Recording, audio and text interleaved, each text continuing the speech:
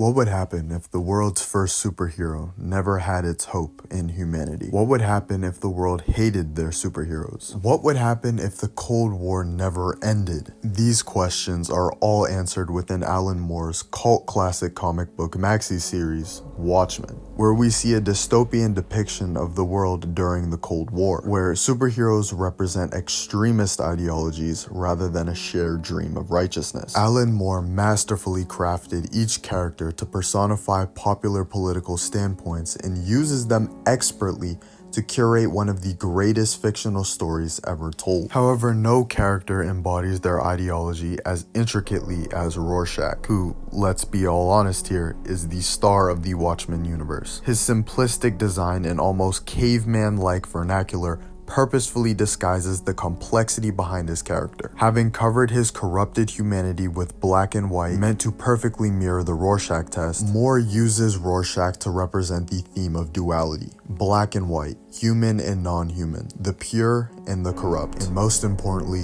good and evil. We are the hive. This is actually a solo video, and today I'm going to be doing a character deep dive into the mass vigilante dead set on upholding his own black and white perspective. The comic opens with Moore openly establishing Rorschach's political alignment through his complete masterpiece of an opening monologue. Rorschach's Journal, October 12th, 1985. Dog carcass in alley this morning. Tire tread on burst stomach. This city's afraid of me. I've seen its true face. The streets are extended gutters, and the gutters are full of blood. And when the drains finally scab over, all the vermin will drown. The accumulated filth of all their sex and murder will foam up around their waists.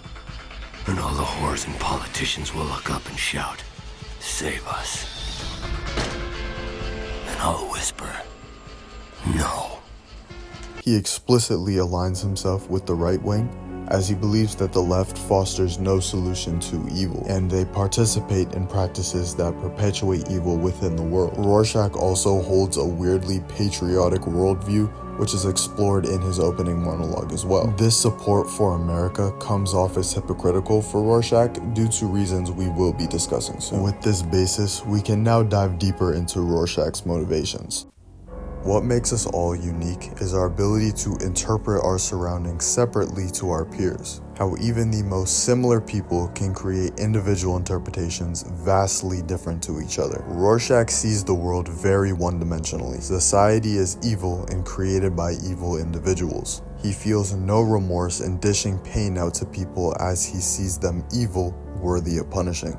He feels as if the world is eternally doomed to evil, as it is run by evil people who will continuously ignore the evil within the world, allowing it to reoccur. He takes it upon himself to have a personal crusade against evil and society to preserve the good within the world. This self-righteous worldview leads him to ignore contextual circumstances in people's actions. Their decisions are either good or evil, and evil is evil, no matter how small or impactful it may be, therefore making it worthy of punishment, more specifically, his punishment, which is an ironic and hypocritical stance to take when he makes clear exceptions for specific people. As briefly mentioned prior, Rorschach is weirdly patriotic. This admiration for his country leads him to dismiss blatant evil acts, which defies his ideology that all evil is treated equally. He sees the comedian as a man who stood up to evil with his country. Therefore, he doesn't care about any wrongdoings the comedian has done, nor the comparisons made about himself and the comedian,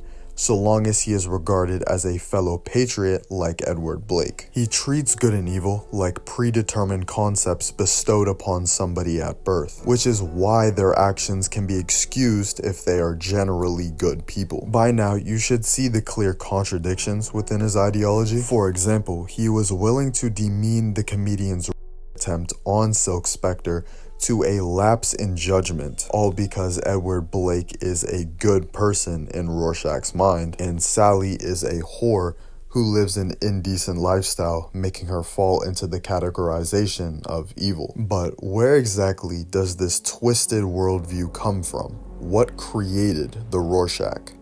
It all started with a kidnapping case of a small child. Walter Kovacs tracked the kidnapper down to a rundown home with 2 dogs hounding in the backyard. After watching the dogs play around with what could only be assumed to be the child's remains, something broke within the man who would soon become Rorschach. The kidnapper, pleading for his life, showing no remorse or guilt for the actions he had just committed, finally confessed to the act, delivering a harsh truth to Kovacs.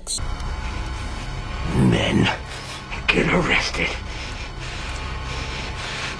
Dogs get put down. He is a sick man who needs help. He's going to go to prison. In this moment, when faced with the realization that evil must be punished, Walter Kovacs would take his first life, solidifying his transformation into Rorschach. The distinction between Walter and Rorschach is a very important point to his character. He refers to his mask as his face, due to it being the true face of Rorschach. Where's my face? You can kill me? He sees Rorschach as a different entity than an inherently evil human being, and his mask is that entity's true face. It's black and white, never gray, representing Rorschach seeing only good and evil, only black and white, while symbolizing how Rorschach is not susceptible to humans' grayness. Kovacs is depicted as inhuman, with no emotion, ugly, and is referenced to be unclean on multiple occasions. This is meant to reflect how humans are unable to truly be morally good, and to do so, you have to abandon humanity. This is why Rorschach has no emotions. This plays into more interesting details about his origins. For example, he is perfectly okay with the death of his mother, seeing as she was a prostitute who was evil and deserved her death, whereas he imagined his father to be good, to match his mother's evil. So in Rorschach's mind, he can neither be good nor evil, a righteous being that's never gray and is only black and white. This concept is genius, because depending on how you interpret it, you can come to Rorschach's conclusion, where good and evil spawns a righteous being that is perfectly in the middle and is able to gauge what is good and what is bad. Or you can come to the complete opposite and see the hypocrisy in Rorschach's viewpoint, how something good and evil come together to make something that would be morally gray, not as black and white as Rorschach imagines it to be. Small themes like this that are never explicitly explored within the source material, but are able to be clearly expressed through the dialogue, is one of the many reasons why Watchmen is one of the greatest comic series of all time. Rorschach throughout the series repeats the phrase, "never compromise," when he's speaking about his crusade against evil. Never compromise. Not even in the face of Armageddon. That's always been the difference between us, Daniel. An interesting use of symbolism was implemented throughout Rorschach's design. In the birth of Rorschach, he gets a long blood stain on his trench coat from the man he had killed. Later in the story, he returns to his original trench coat with this blood stain, and in this classic uniform, he would lose his life to Dr. Manhattan. This uniform symbolizes Rorschach's ideology of never compromising, not even in the face of Armageddon. With death staring him in the face, Rorschach refused to waver his morals, staying headstrong on whistleblowing Ozymandias' doomsday plan. With Armageddon right in front of him, he refuses to compromise, dying the same as he was born, shown through the bloodstain marking both his birth and his death.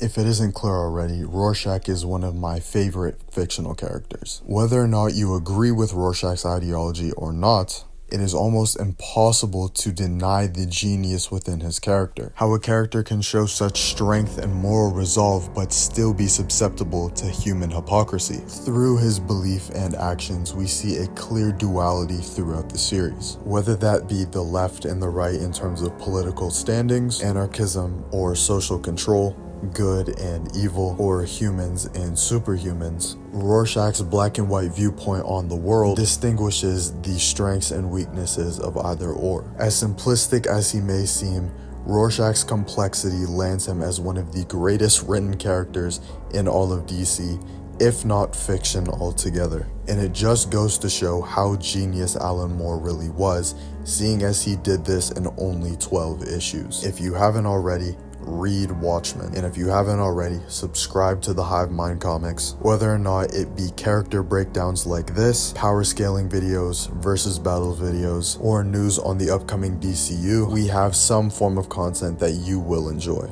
Leave a like on this video and comment down below your thoughts on the topic. Make sure you share the video, and we'll see you guys in the next upload.